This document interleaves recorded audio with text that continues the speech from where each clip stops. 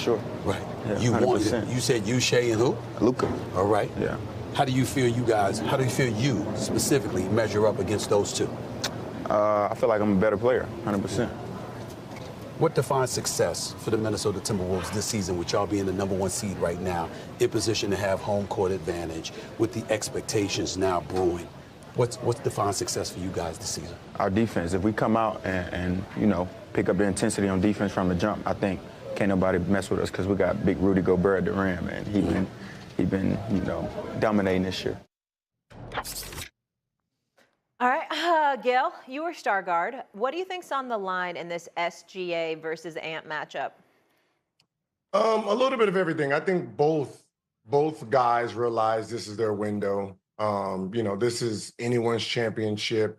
I think Ant-Man's trying to show the world that he's the face of the NBA. Even though he don't want to be the face, he wants to be the face of, the NBA. Shea is out here trying to prove that he is that guy, that this hasn't been a fluke for the last 2 years. And, this is going to be the battle of the guards right now. Marcus?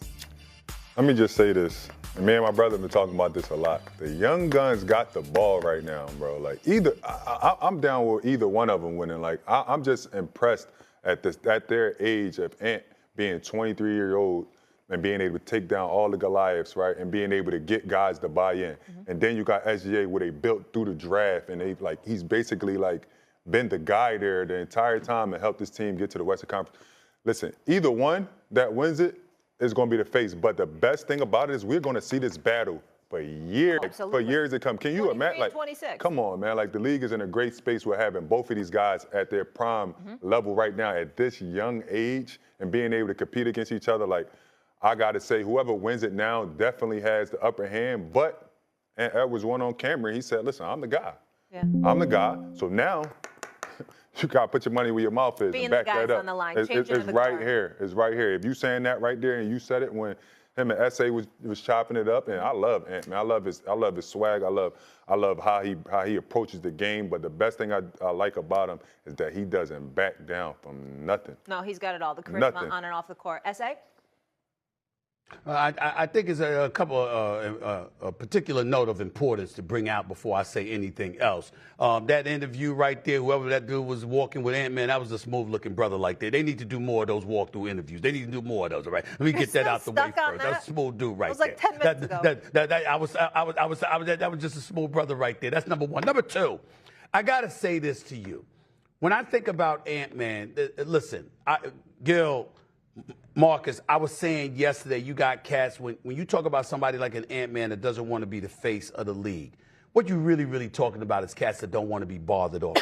That's what you talk about. Because we live in a microscopic society and, with social media and all that. You want to live your life. You don't want to be bothered when after you finish, once the game is over. So that's what he's talking about, not inviting. There is nothing in his performance. There is nothing in his on-court bravado that has indicated to us that he doesn't want that smoke, that he doesn't want the shine that comes with it on the court.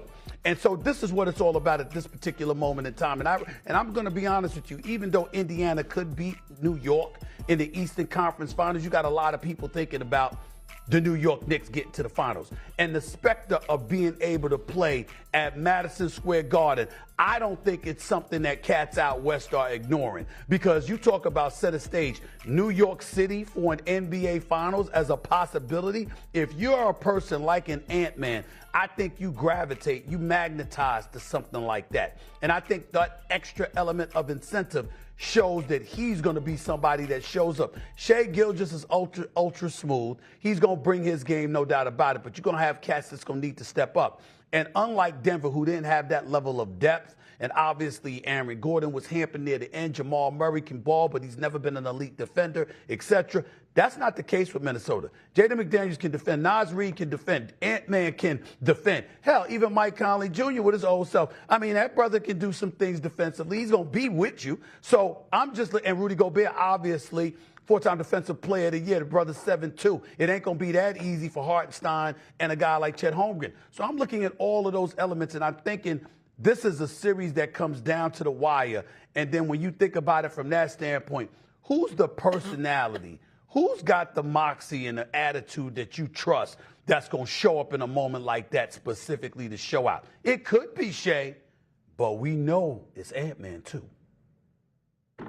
Marcus, That's correct. Who's the most important player in the series? I don't think it's either one of those guys. I think it's Chet Holmgren. Like, I think for OKC, I think Chet Holmgren has to come to play. Like, Julius Randle is balling. He's playing at an all-NBA level, 23, 6, and 6 in the playoffs.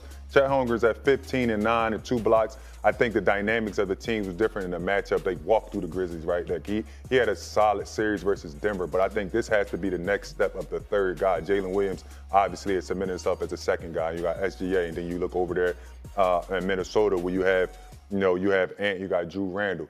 Now it's the battle of the third guy, right? Like, can Chet Holmgren take that step on center stage to get his guys to get to that championship game?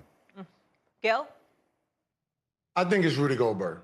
As of right now, I don't think he's performed to the level of those 4 trophies that he has. I don't know where he's probably having them, agree with that. but I don't really think that he has shown that he's a really great defensive stopper in the playoffs. So to the fact that these guards of OKC loves driving the lane, they're going to test his will. So I think he's the most important player in this series, because if he can defend the paint, I think they can win this series. If not, if they have to pull him off the court and go smaller, I think OKC will have a field day at the layup line.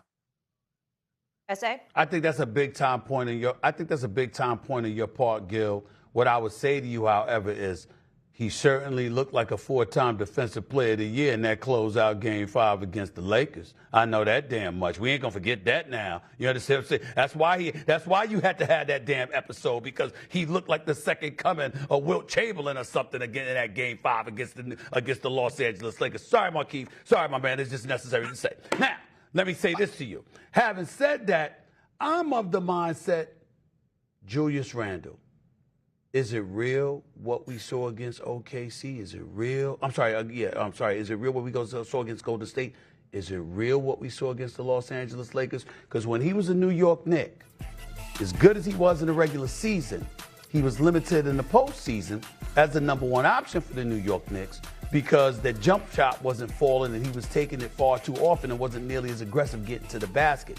He goes to Minnesota. He's been doing it all this year. He's been doing it all these playoffs, all right? Because obviously Ant-Man is the face of the franchise and the number 1 option. But Julius is fed off of that. And I think that has assisted, correct me if I'm wrong, Gil and Eminem, I think that has assisted in Rudy Gobert looking better. But I will say this. Here's where Rudy Gobert deserves a lot of credit. Last year during the playoffs, he had no business out on the court. They couldn't really play him. Luka was just abusing him, using him as a highlight reel, for crying out loud. Finch didn't flinch. He put him back out there this year. And we've seen Rudy Gobert in the playoffs stepping away from the basket and defending on the perimeter, being able to give you 25 to 30 minutes a game. I think that's incredibly important. If that's something that he could do in this series, obviously that's going to bode well for him. And I think the reason he'd be able